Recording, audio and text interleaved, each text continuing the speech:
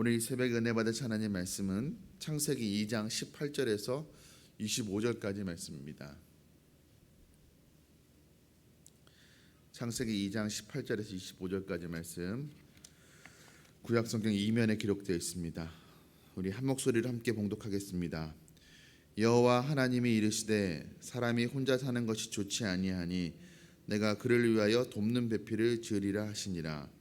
여호와 하나님이 흙으로 각종 들짐승과 공중의 각종 새를 지으시고 아담이 무엇이라고 부르나 보시려고 그것들을 그에게로 이끌어 가시니 아담이 각 생물을 부르는 것이 곧 그 이름이 되었더라.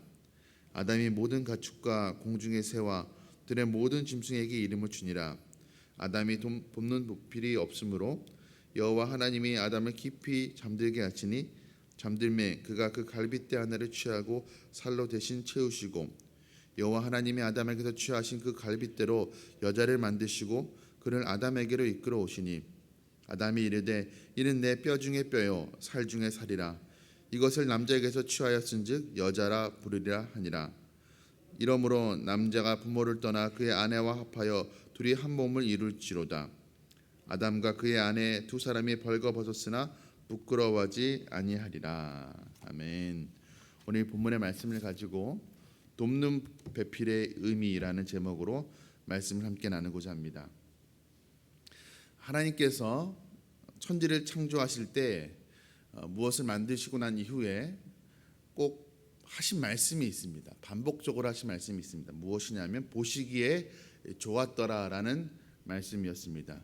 창세기 1장에서 짧은 그 한 장에서 무려 6번이나 반복해서 말씀을 하셨습니다. 특별히 인간을 창조하신 이후에는 심히 보시기에 좋았더라라고 그렇게 말씀을 하셨습니다. 그런데 오늘 2장의 본문에서는 1장과는 달리 하나님께서 아담을 보시면서 좋지 않다라고 그렇게 말씀을 하십니다.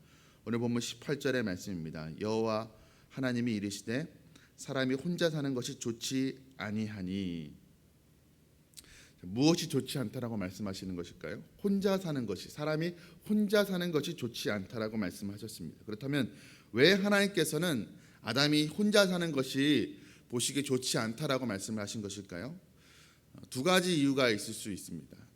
첫 번째는 하나님께서 혼자이지 않기 때문에 그렇습니다. 무슨 말이냐? 하나님께서는 단일 신이 아니시죠. 창세기 1장에서 하나님께서 사람을 창조하실 때 우리의 형상을 따라 우리의 모양대로 사람을 만들자 이렇게 말씀하십니다. 하나님 자신을 당신을 지칭하실 때 단일 주격으로 말씀하시지 않고 복수로 그렇게 말씀하십니다. 우리라는 그 1인칭 복수형 주격을 사용해서 말씀하십니다. 하나님은 혼자 계시는 분이 아니시나 성부, 성자, 성령 삼위로 계시는 분이십니다. 그 삼위의 유격이 서로 침투하고, 좀 어려운 말인데 서로 침투하고 서로 내주하고 서로 교제하는 그런 사귐의 공동체로 계시는 분이시기 때문에 그렇습니다.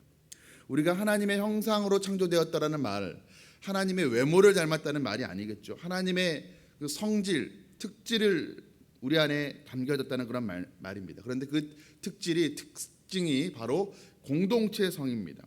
사람은 혼자일 수 없습니다. 이 말이 사람이 혼자 독신으로 살면 안 된다, 혹은 요즘 1인 가구가 굉장히 많이 늘어나고 있는데 1인 가구는 비성경적이다, 이런 말씀을 드리는 것이 아닙니다. 이 말은 사람이 다른 사람과의 교제 없이, 교류 없이 그렇게 살 수 없다라는 그런 말씀입니다. 살 수 없다라는 말이 생존할 수 없다라는 말이 아니겠죠. 우리 주변에도 또 우리 중에도 다른 사람과의 교제 없이 또 타이로 고립되어서 살아가는 사람들이 있을 수 있습니다. 그러나 그렇게 살아가는 것이 생존에는 영향이 없지만 정말 하나님이 원하시는 사람다운 삶을 살아가는 것은 매우 어렵다라는 그런 말씀입니다. 어떤 분들이 이렇게 말씀하실 수가 있죠. 목사님, 이 세상에 죄가 들어와서 혼자 살든지 아니면 다른 사람과 서로 더불어서 교제하면서 교통하며 살든지 간에 사람다운 삶을 살아가는 것은 어차피 불가능한 일이 아니겠습니까? 라고 질문할 수가 있겠습니다. 물론 그렇습니다. 그러나 우리가 공동체로 살아가도 우리가 완전한 그 행복을, 지복을 우리가 누릴 수는 없습니다. 그러나 적어도 우리가 예수 그리스도를 믿고 하나님의 형상이 회복된 그리스도인이라고 한다면 우리는 혼자이어서는 안 됩니다. 다른 사람을 또 혼자 두어서도 안 될 것입니다. 신학자 폴 트루니에가 이런 말을 했습니다. 사람이 혼자 할 수 없는 일이 두 가지 있다. 하나는 결혼이고 또 다른 하나는 그리스도인이 되는 것이다 라는 말을 했습니다. 그렇습니다. 우리가 정말 그리스도인, 참되고 성숙하고 성경적인 그리스도인이 되기를 원한다면 우리는 혼자이어서는 안 될 것입니다. 이것이 하나님께서 아담이 혼자 있는 것을 좋게 보지 못하신 첫 번째 이유입니다. 두 번째로 하나님께서 아담이 혼자 있는 것을 좋지 않게 보신 이유는 혼자서는 하나님이 맡겨주신 그 사명을 감당할 수 없기 때문에 그렇습니다. 하나님께서 사람을 창조하시고 그들에게 복을 주시면서 말씀하셨습니다. 생육하고 번성하여 땅에 충만하라, 땅을 정복하라, 모든 생물을 다스리라 말씀하셨습니다. 여러분, 인간에게 주어진 이 말씀 생육과 번성은 축복이자 또 다른 한편으로는 우리가 감당해야 될 사명입니다. 하나님께서 이 세상을 아름답게 창조하시고 또 하나님의 형상을 닮은 사람을 창조하신 이후에 인간을 통해서 이 하나님이 만드신 아름다운 이 피조 세계를 하나님의 뜻대로 잘 다스리기를 하나님께서 원하셨습니다. 그래서 인간에게 생육하고 번성하라는 그 복인 동시에 사명을 그들에게 주신 것입니다. 그런데 아직 에덴에 아담 혼자밖에 없습니다. 혼자서는 생육하고 번성할 수가 없는 것이죠. 혼자서는 하나님이 주신 복을 누릴 수도 없고 하나님께서 맡겨주신 사명도 감당할 수 없다는 말씀입니다. 그래서 하나님께서는 아담이 혼자 있는 것을 좋지 않게 보신 것입니다. 아담이 그저 외로워 보여서 쓸쓸하게 보여서가 아니었습니다. 혼자서는 생육하고 번성하는 그 사명을 감당하지 못하기 때문이었습니다. 그래서 하나님께서 사람에게 돕는 배필을 만드시고자 하시죠. 그런데 우리가 오늘 돕는 배필의 의미를 한번 생각해 보기를 원합니다. 우리가 일반적으로 돕는 배필이라 하면 여자를 떠올립니다. 남편을 돕는 그 아내의 이미지를 우리가 떠올리기 쉽습니다. 남자는 주인공이고 여자가 조연으로 주인공인 그 남편을 잘 세워주고 잘 두드러지게 뒤에서 보이지 않게 내조하는 그런 의미로 우리가 흔히 생각을 합니다. 그래서 성경적인 여성상을 이야기할 때 돕는 배필이다 이렇게 우리가 많이 이야기합니다. 남자를 성경적인 남성상을 돕는 배필이라고 우리가 이야기하지를 않죠. 그렇다면 정말 이 돕는 배필이라는 말은 여자에게만 해당되는 것일까요? 이 말씀의 원어를 보면 돕는 배필은 에제르 케네그도라는 말입니다. 에제르는 돕다라는 말이고 케네그도는 동등하다, 또 대등하다, 혹은 마주보고 서 있다라는 그런 의미입니다. 그러니까 원어의 의미를 해석을 하면 돕는 배필이란 말은 나와 동등한 위치에서 대등한 위치에서 나와 마주보고 서 있는 도움을 주는 그런 짝이라고 해석할 수가 있습니다. 그러니까 여성이 남자를 아내가 혹은 남편을 일방적으로 돕는 역할을 의미하는 것이 아니고 이 돕는 배필이란 말은 남자와 여자가 남편과 아내가 서로 대등하고 동등한 위치에서 서로 쌍방향으로 돕는 것을 의미합니다. 돕는 배필은 여성이 일방적으로 남성을 돕는 것을 이야기하는 것이 아니라 남성과 여성이 서로 간에 돕는 것, 남성과 여성이 서로 동등하게 도움을 받는 존재라는 것을 의미합니다. 오늘 특별히 또 22절의 말씀에 이 의미를 담고 있는 단어가 또 등장을 하죠. 22절 말씀에 여호와 하나님이 아담에게서 취하신 그 갈빗대로 여자를 만드시고 그를 아담에게서 이끌어 오시니. 자, 하나님께서 하와를 창조하실 때 아담을 만드신 것처럼 흙으로 빚어서 창조하실 수도 있었을 것입니다. 그런데 굳이 아담을 깊이 잠들게 하신 이후에 그 옆구리에서 갈빗대에서 여자를 만드십니다. 이유가 무엇일까요? 이것을 잘못 이해하면, 잘못 오해하면 여성이 남성에게서 나왔으므로 여성이 남성에게 종속된다, 또 여성의 모체가 남성이다라고 우리가 오해할 수 있습니다. 그러나 이것은 그런 의미가 아닙니다. 갈빗대, 옆구리를 의미하는 것이죠. 아래, 여성이 남자보다 아래에 있는 열등한 존재가 아니라 바로 곁에 있는 갈빗대, 바로 옆에 있는 동등한 대등한 존재라는 것을 강조하는 표현입니다. 이 돕는 배필의 관계를 남성과 여성의 부부의 관계로 우리가 1차적으로는 해석을 하지만 더 나아가서 확장해서 생각해 보면 내가 아닌 다른 사람과의 관계에도 이것을 적용할 수가 있습니다. 그러니까 너와 나, 우리는 서로 돕는 배필이다라고 해석을 할 수가 있는 것이죠. 서로가 서로에게 우리는 돕는 배필입니다. 그렇다면 우리가 동등한 위치에서 남편과 여성이 더 확장해서 너와 내가 왜 서로에게 돕는 배필이 되어야 하는 것일까요? 아까도 언급했듯이 돕는 배필이 되어야, 서로가 서로에게 돕는 배필이 되어야 생육하고 번성하라는 그 하나님의 사명을 우리가 잘 감당할 수 있기 때문에 그렇습니다. 왜 하나님께서 아담을 혼자 두지 않으시고 하와를 함께 두셨습니까? 아담 혼자서는 에덴 동산을 잘 다스릴 수 없기 때문입니다. 오늘 본문의 말씀을 잘 보면 18절의 말씀 보면 하나님께서 아담에게 돕는 배필이 필요하겠구나, 돕는 배필을 만들어야겠다는 그런 하나님의 결심이 나옵니다.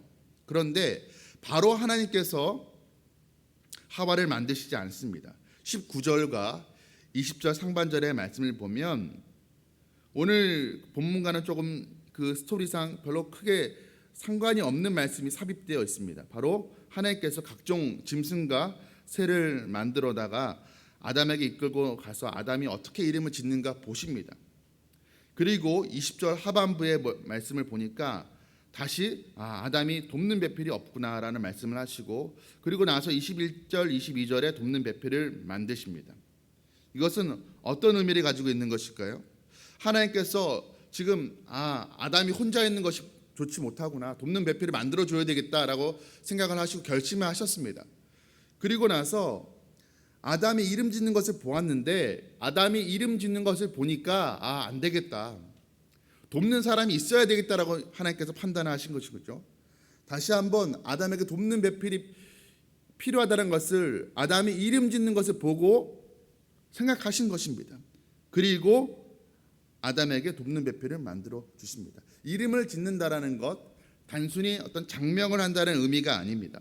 이름을 짓는다, 그 대상의 어떤 그 특징을 잘 파악하고 이해해야만 가능한 일이죠. 그래서 이름을 붙인다라는 것, 이름을 짓는다라는 것은 그 대상을, 그 동물을 하나님께서 만드신 그 피조 세계를 잘 파악하고 잘 관리하고 잘 지키는 것을 의미합니다. 그런데 하나님이 보시니까 아담 혼자서 하는 것이 버거워 보인 것입니다. 그래서 돕는 배필을 만드십니다. 자, 그렇다면 돕는 배필의 역할이 무엇입니까? 이름을 잘 짓도록, 달리 말해서 하나님이 만드신 피조 세계를 잘 다스리고 잘 관리하고 잘 지킬 수 있도록 하나님께서 우리에게 돕는 배필을 허락하여 주신 것입니다. 우리가 세상의 모든 일들을 다 스스로 혼자 감당할 수가 없죠. 그렇기 때문에 우리는 서로에게 돕는 배필이 되어줘야 되고, 우리 또 나 자신도 돕는 배필이 필요한 것입니다. 사람이 내가 혼자 농사를 다 지을 수 없고, 모든 사람이 다 장사를 할 수도 없는 것입니다. 모든 사람이 다 각자가 서로에게 돕는 배필이 되어서 서로의 삶을 도와줘야만 우리가 풍요로운 삶을 살 수가 있습니다. 하나님 맡기신 우리 가정이 있죠. 또 우리 교회가 있습니다. 또 일터가 있습니다. 그것들을 우리가 하나님의 뜻대로 잘 다스리도록 하기 위해서 하나님께서 우리에게 돕는 배필을 허락해 주셨습니다. 그러므로 우리가 남편과 아내를 볼 때, 또 우리 교회 안에 다른 우리 성도들을 볼 때, 또 직장에서 만난 우리 동료들을 볼 때 우리는 돕는 배필로 바라봐야 될 것입니다. 남편이 아내를 볼 때만 돕는 배필로 바라보는 것이 아니라, 여성이 남성에게 돕는 배필이라고만 생각할 것이 아니라, 우리는 모두에게 서로에게 돕는 배필이라고 생각을 해야 될 것입니다. 오늘 23절 말씀에서 아담이 하와를 보고 하는 말이 있습니다. 23절 말씀입니다. 아담이 이르되 이는 내 뼈 중에 뼈요 살 중에 살이라. 내 뼈 중에 뼈요 살 중에 살이라. 이게 무슨 뜻일까요? 아담은 지금 처음으로 인류 최초로 자신이 아닌 다른 사람을, 타자를 처음으로 지금 마주하고 있는 것입니다. 그런데 그 인류 최초의 타자, 다른 사람을 보고 하는 고백이 당신은 내 뼈 중에 뼈요 살 중에 살입니다라는 고백을 하고 있습니다. 이 말은 당신이 곧 나입니다. 당신은 나와 같은 사람입니다라는 고백입니다. 여러분, 이것이 우리가 다른 사람을 이해하는 그런 방식이 되어야 됩니다. 내가 아닌 다른 인류에서 내가 아닌 다른 첫사람을 아담이 볼 때 당신은 나와 같은 사람입니다. 당신이 보니까 곧 나입니다라는 고백을 했습니다. 우리도 이런 고백을 해야 됩니다. 타인이, 다른 사람이 누구입니까? 내가 부리는 사람, 내가 고용한 사람, 혹은 내 목적을 위해서 수단으로 사용하는 그런 사람이 아닙니다. 성경은 아담이 아닌 다른 첫사람의 등장을 돕는 배필이라고 부르고 있고, 또 당신은 나와 같은 사람입니다라고 그렇게 부르고 있습니다. 하나님은 모든 우리 인간관계가 서로에게 돕는 배필이 되어야 된다고 말씀을 하고 있습니다. 1차적으로는 부부 관계가 그래야 됩니다. 그러나 부부만에 적용되는 것은 아닙니다.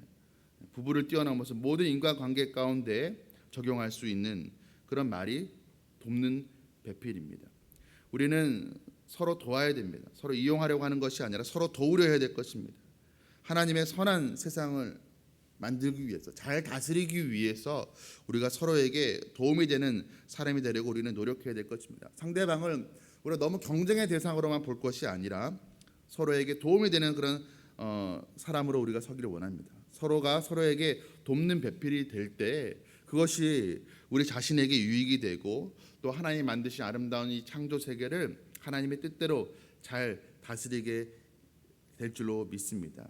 우리가 내가 아닌 다른 사람이, 그냥 사람이 아니라 돕는 배필이라는 사실을 오늘 말씀을 통해서 확인했습니다. 우리가 오늘 하루 살아갈 때에도 내 주변에 있는 사람들에게 내가 어떻게 돕는 배필의 역할을 잘 감당할 수 있을까를 우리가 이 시간에 함께 또 고민하고 그걸 위해서 기도하는 이 새벽 되기를 간절히 소원합니다.